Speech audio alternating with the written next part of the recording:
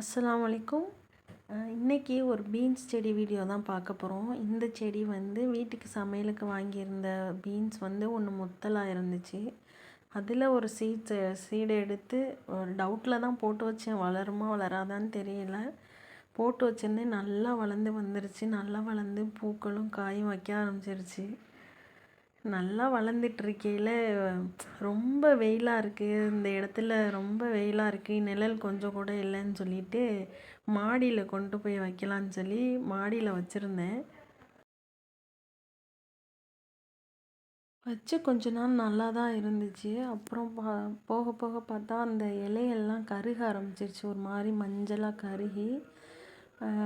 அதோட அதுக்கு பக்கத்துலேயே இன்னொரு செடி மண்ணுலேருந்து எடுத்து இன்னொரு க்ரோ பேக்கில் வச்சுருந்தேன். அந்த செடியுமே நல்லா வளர்ந்துச்சு. அதில் பூ பூக்கலை, காய் வரலை. அதனால தான் சரி மண்ணில் வச்சா வளரல, இந்த மாதிரி க்ரோ பேக்கில் வச்சு பார்க்கலான்னு அதையும் எடுத்து வச்சுருந்தேன். சப்போர்ட்டுக்கு அந்த குச்சியெல்லாம் வச்சு கொடி பிடிச்சி போகிற மாதிரி இது பண்ணி மாடியில் பந்தல் மாதிரி சின்னதாக ஒரு செட்டப் பண்ணி அது மேலே பிடிச்சி விட்டுருந்தேன். அதுலேயுமே பூக்கள் வச்சு பிஞ்சுகள்லாம் வந்துருச்சு. ஆனாலும் அதில் இருந்த இலைகள்லாம் கொஞ்சம் கொஞ்சமாக கொட்ட ஆரம்பிச்சிது. அந்த மல்லி பாருங்கள், முதல்ல சின்னதாக இருந்துச்சுல்ல, அந்த செடி தான் அது கூட கொஞ்சம் வளர்ந்துருக்கு. ஆனால் இந்த பீன்ஸ் கொடி வந்து வளரவே இல்லை. எல்லா இலையுமே ஒன்று ஒன்றா கொட்ட ஆரம்பிச்சிடுச்சு. சரி, இதுக்கப்புறம் பீன்ஸ் இதில் இருக்க வேணான்ட்டு அதையும் அதுக்கப்புறம் கட் பண்ணி எடுத்துட்டேன்.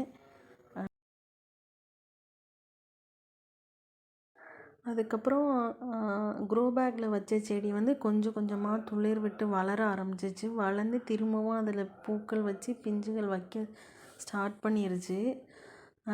அந்த செடி வந்து அந்த பாட்டில் வச்சுருந்த செடி வந்து சுத்தமாக பட்டு கருகி போச்சு. அந்த செடியை தூக்கி போட்டேன். தூக்கி போட்டு இன்ஷால்லா இன்னொரு சீட் வேறு சீட் போட்டு பார்க்கணும். இங்கே பாருங்கள், நல்லா பிஞ்சு வச்சுருக்கேன். இலைகளுமே நல்லா வந்திருக்கு. இந்த பாருங்கள், அந்த மல்லி செடி கூட நல்லா வந்துருச்சு. ஆனால் இந்த பீன்ஸ் செடி அப்படியே, பீன்ஸ் கொடி வந்து அப்படியே பட்டு கருகி போச்சு. இன்ஷால்லா இந்த செடியோட க்ரோத் எப்படி இருக்குன்னு வெயிட் பண்ணி பார்ப்போம்.